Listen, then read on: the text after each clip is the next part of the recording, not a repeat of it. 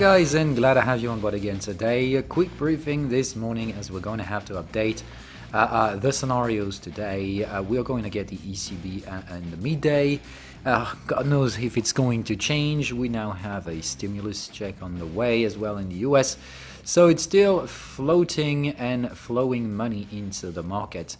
Therefore, we had a hell of another V-shaped rebounds, still following the plan shared with you guys earlier this week, in which basically we're all still retracing far up into the resistances each and every time, but we still have an ongoing background deteriorations of prices. Some assets are rebouncing, sure, but they are more defensive sectors rather than anything else. Those defensive sectors still being energetic stocks that have been value stocks for a little while, but they are now reaching a tough resistance level in which no one is actually going to buy these, or at least this is still a big question mark. So I'm still questioning the reasonality of these rallies and if they actually have some more gas. The plan was to trade on top of this trend line and trying to find a selling opportunity. I'm still definitely following that plan right now and looking at short selling the S&P 500 today.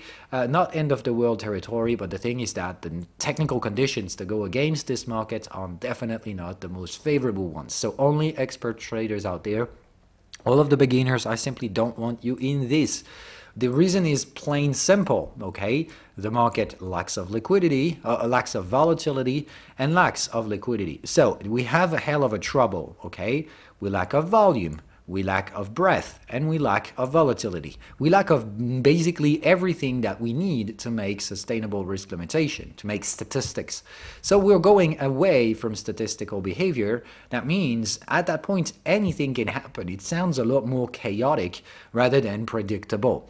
So we can hardly use our statistical advantage out there. The thing is that if you want to sell, you need to know why and most importantly, how. This is the reason why I only want experienced traders trying to do such a thing. And mostly is the fact that I am short selling not because I think the market will lose some grounds and stuff like that, but because I have a bullish portfolio against that.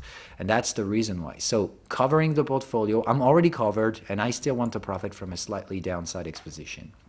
So I will reinvest the profit takings I made the other day. So this is pretty much all about it. I'm not going to reinforce my bearish exposition, just basically put right back in what I just took away the other day. So pure and simple it is, okay? I'm still favoring the NASDAQ as a target for this, but this is, of course, if the plan fails, where the money will pour in pretty rapidly. So I think these guys have an opportunity to be short sold today on the moving average. So I'm questioning whether I'm going to take the S&P 500 or the NASDAQ. It's probably going to be one of these two. It just depends on the quality of the signals that I'll get when the NASDAQ tests this moving average. So if I have pleasant signals, I'll get into the NASDAQ instead. If I do not have any such a thing, I'll get into the broad-based S&P 500 reference. Okay, no increase in the overall position and exposition to the downside in the S&P 500, just reinvesting the previous gains to extend the consolidation further down the road. The plan is basically to just think of it as a classical range, okay? We do these things, we create a third range boundary, then we push further, we get to the lower time frames context, we pay again, so we're going to build a second third range boundary on the higher time frame. This one's very likely going to be a delayed pattern, but very likely on the same price level than the previous thing, which is basically just rejecting the previous third range boundary, which is no more than extending the range to the higher time frame. Okay? So I still suspect that we're going to build a third range boundary in here, but the indicators will catch it later on as it failed to reverse the context in here. It's very likely going to do in a second stage. All right, still VIX is expectedly into the area I wanted, trading the same support trend line, just trying to dip a toe below. I'm suspecting in here another drop back to 30 is very much expectable. I don't think the market will go higher than that, okay? We're just going to think, I think 30 is still going to be a resistance one more time. Just think the next time we're not going to be able to retrace down to this area, and this is where with higher low points we'll be able to reach out beyond 30. So more in like a second stage drop down in prices of the S&P 500. When it comes to yields, we are stabilizing, which means normally having contractive yields is what's going to trigger the consolidation to further more downside. Still oscillating in the areas I thought would be the most comfortable to deal with is 1 to 1.5% for a little while.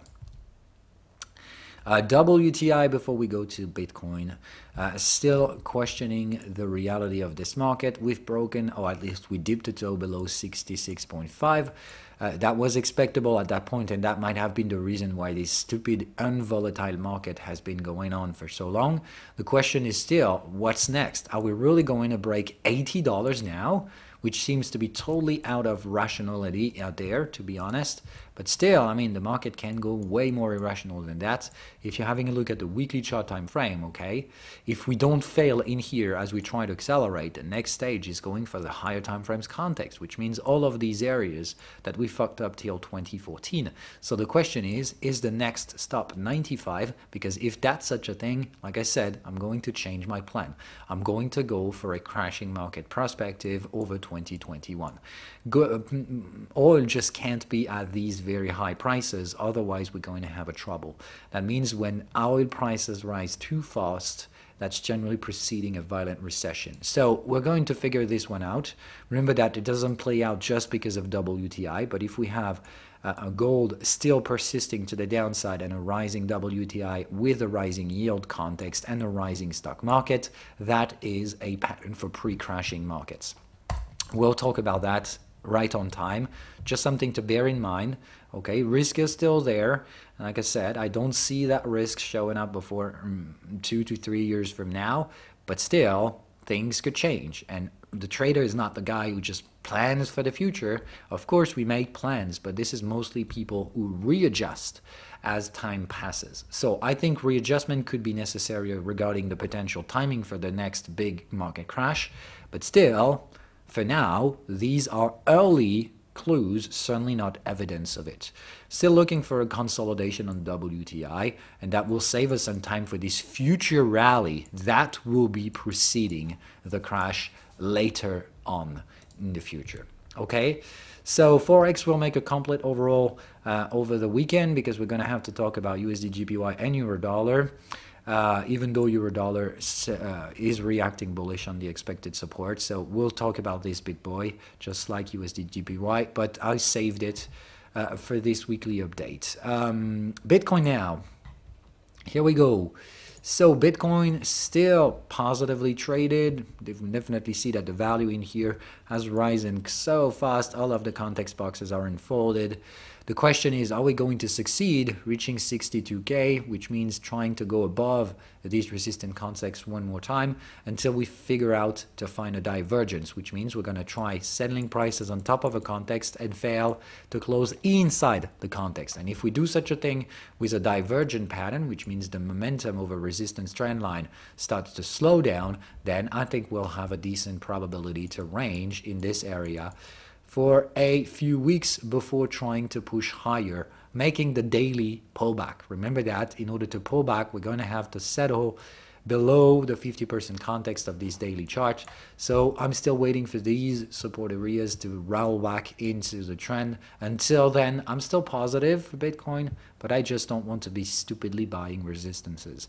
So still the same old question mark for Bitcoin. We have extended just as expected into the plan in 2 sets of wave, and we are working around the potential third range boundary area. We have early bearish signal, but still no price confirmation, which means something going on.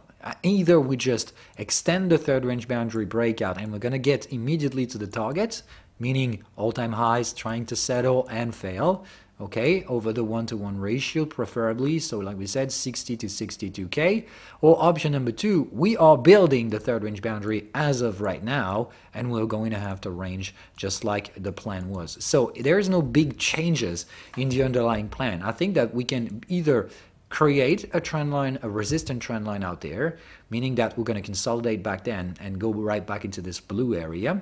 I just switched it a little bit because back then it was this setup I used, telling you that I wouldn't buy anything but below 47K. The fact is that this is the area in which we should have done the third range boundary. We had the signals on the lower time frame. So I still don't really understand what's at play in here in the short run. And I still tend to believe that this is yet another time in which it just tells me that the bears are non-existent into this market. No one's willing to sell. So either we rapidly reintegrate, okay, but I would just extend the tradable area to just another setup in which I will accept buying starting at 61%. So still the same area for the bottom. I'm trying to buy as close as possible to the 45K, but I will start looking at early signals out of 48, okay? If I have a look at the shorter time frame to try figuring out what the risk limitation tells me about the probabilities to keep going up or reversing, then this is what I have, okay? I'm sorry to say it, no signals, okay, and we're lacking of volatility. So not enough volatility into the resistant context. That's the way we've broken through the previous third range boundary. And looking at the area in which we should have done, we had some tradable signals in here, overbought cluster, right into the zone that should have reacted and basically just reached out the trend channel and pushed higher. So the question is, are we going to do the same thing, pushing right up to 62K and then eventually reversing? Or are we just lacking of volatility to rapidly break down of this area? So unfortunately, I wish I could have information to suggest and orientate the probabilities one way or another. Truth is, I could just say it and invent something. But the reality is that this is not how I work. I work using signals and strategies, and I use my indicators to orientate probabilities because they have no bias. I might have one, they do not. So I'm sorry to say it, but if you have a directional preference today for this or this, you probably have a bias. Because personally, my tools just tells me they don't know shit about the probabilities. And to be honest, neither do I. So I don't know the future. I'm just basically letting it ride.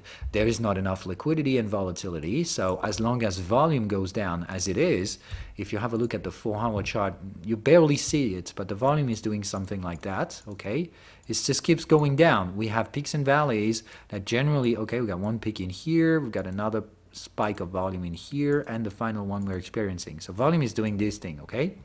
As long as we have this deteriorating volume in the market, I'm still favoring the probability to go straight to 62K. So my element and the technical element I'm following as of right now is barely much more importantly looking at volumes. If volumes pour in, like we've got a bit of volume, I think this is what's going to validate the third range boundary, going for this probability.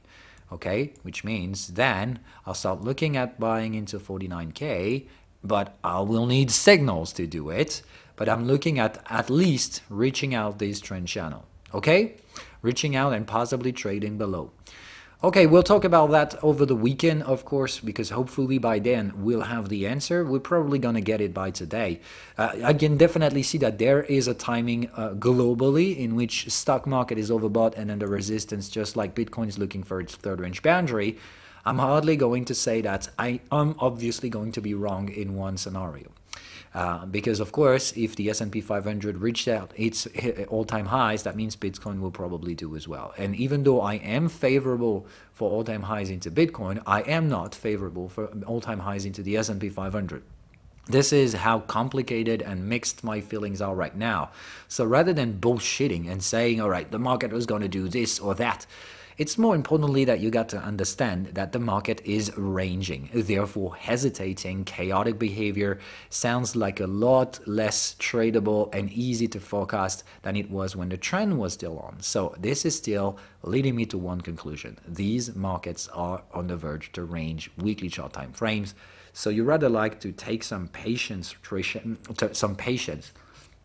rather than going for trend trades and define scenarios right now, okay? Be open-minded and more importantly, really patient. It's really range all around there.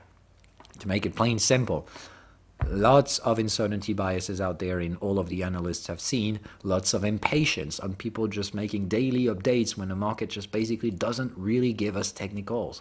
The market yet moves, so prices are moving, but the risk limitation with those prices simply don't offer tradable opportunities. So it sounds a lot more like gambling to me, like whatever the fuck is going to happen, I don't know, but I'm going to gamble that what I think is going to show up.